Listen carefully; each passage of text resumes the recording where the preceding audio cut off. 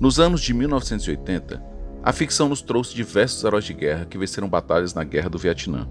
Alguns dos brucutus que adorávamos imitar nas brincadeiras de rua foram responsáveis por criar mitos relacionados a uma das guerras mais indigestas para os Estados Unidos da América.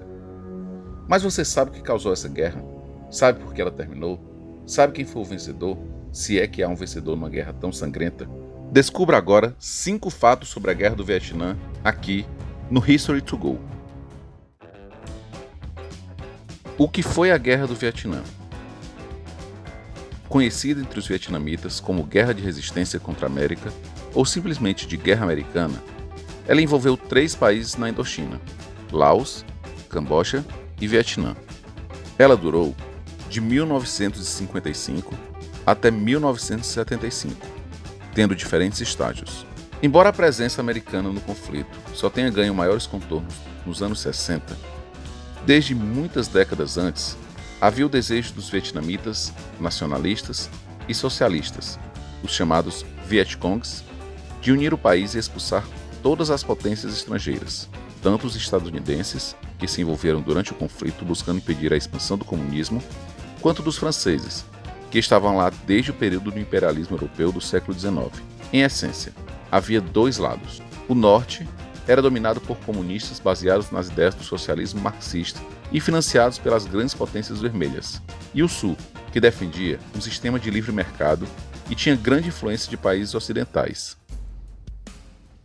Ho Chi Minh. Assim como a Rússia teve Lenin e a China teve Mao, o Vietnã teve Ho Chi Minh, nascido em 1890 em uma pequena vila chamada Quien Lan.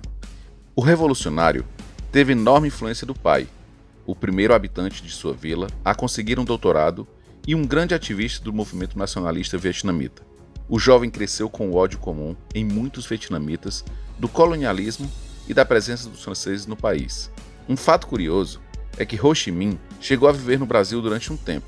Ele trabalhou como cozinheiro num navio francês e foi abandonado no porto do Rio de Janeiro para morrer depois de contrair uma doença misteriosa que quase o matou. A estadia foi rápida, pois ele conseguiria embarcar num navio para os Estados Unidos no ano seguinte, mas frutífera. Ele chegou aqui apenas 2 anos depois da revolta da Chibata e chegou a escrever anos depois sobre esse evento e sobre as várias formas de colonialismo que existiam no mundo. Voltaria para o seu país em 1941, depois de passar por Brasil, Estados Unidos e Inglaterra. E sua luta contra os japoneses que dominaram o país durante a Segunda Guerra Mundial lhe rendeu enorme notoriedade. Seria eleito presidente do país em 1945, depois da rendição dos nipônicos, mas não iria aproveitar a vitória. A guerra contra a França se estendeu de 1946 até 1954. A vitória dos vietnamitas foi amargada pela influência internacional. Genebra decidiu dividir o país em 2. O norte ficaria com o partido de Ho Chi Minh e o sul com os franceses. Não demoraria para recomeçar uma guerra. Dessa vez, a guerra que conhecemos como Guerra do Vietnã. O ingresso de Minh no marxismo tem 2 vertentes. A primeira intelectual. A luta contra o colonialismo era fortemente embasada em determinados conceitos marxistas. Lenin, inclusive, chegou a escrever vários livros sobre o assunto. Minh teve contato com essas ideias desde pequeno, ouvindo seu pai e outros homens influentes do movimento nacionalista.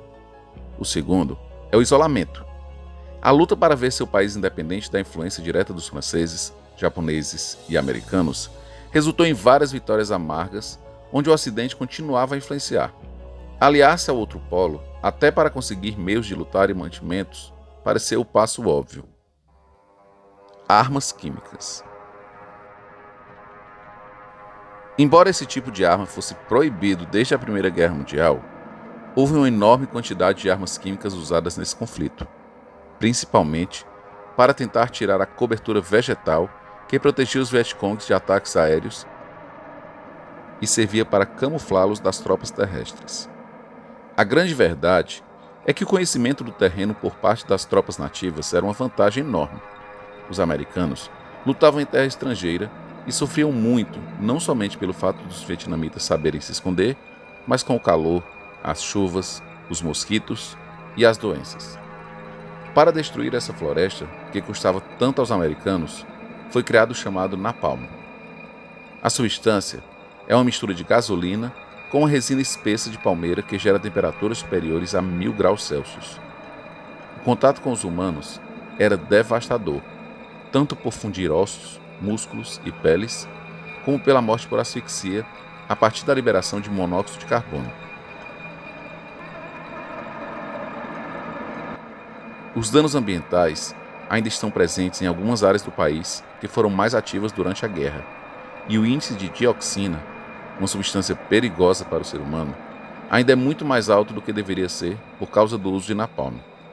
Essa substância está ligada a doenças de pele, pulmonares, cânceres e malformações genéticas. A justiça americana negou indenizar os vietnamitas por isso, mas deu causa ganha para vários veteranos que entraram na justiça por causa da exposição ao napalm e à dioxina. Influência da China. Logo que a China se tornou um país comunista, em 1949, houve um intenso apoio à luta de Ho Chi Minh contra os franceses e, posteriormente, a luta se estendeu contra os norte-americanos. A ajuda não era apenas na forma de dezenas de milhares de rifles e outras armas para apoiar os vietnamitas, mas também de uma engenharia mais refinada. Baterias antiaéreas foram enviadas para o país para impedir que os aviões americanos explodissem pontos estratégicos e inúmeros batalhões de engenheiros para reparar estradas, cidades e pontes para auxiliar os combatentes vietcongs. Apesar da ajuda, Ho Chi Minh nunca viu a China com bons olhos. Na verdade, ele considerava que o país era um perigo para a independência vietnamita. O líder Vietcong era mais um nacionalista do que um socialista internacionalista. E ele tinha razão. Vários conflitos ocorreram entre os dois países nos anos 80, mas fracassados. Os chineses tomaram apenas algumas ilhas na costa vietnamita. Fim da guerra. O número de baixas é assustadoramente assimétrico. Os americanos perderam a quantia de 50 mil homens, contra uma cifra que, apesar de não ser consensual, pode chegar a quase 4 milhões de vietnamitas, entre civis e militares. Apesar disso, os americanos foram expulsos do conflito. Mas por quê? Bom, primeiro de tudo, a guerra era insustentável para os americanos. A opinião pública estava pegando muito pesado contra as dezenas de milhares de sacos que chegavam com os corpos sem vida dos jovens americanos mortos no conflito. Não havia consenso necessário dentro do país para continuar uma guerra do outro lado do mundo que estava alejando e matando milhares. Segundo, e isso foi essencial, a vontade de vitória dos Vietcongs. Apesar das baixas assustadoramente altas e da destruição contínua de seu país, os Vietcongs simplesmente não desistiram ou se renderam. Muito pelo contrário, parece que se alimentavam do ódio contra o inimigo que continuava trazendo homens, armas, tanques, aviões e literalmente faziam chover fogo do céu para destruir a floresta. Esse aspecto psicológico dos vietnamitas de permanecer no conflito apesar de tudo encontrava algo completamente diferente entre os norte-americanos. Muitos soldados eram jovens que não faziam muita ideia do que estavam fazendo e abusavam de drogas. Esse aspecto foi muito bem trabalhado no filme Apocalipse Now, uma releitura do livro Coração das Trevas de Joseph Conrad, na Guerra do Vietnã. E dá um feedback pra gente. Diz aí, você gostou desse assunto? Quer ouvir mais curiosidades? Quer uma continuação? Dá um like, ativa o sininho, compartilha com os amigos, com os pais,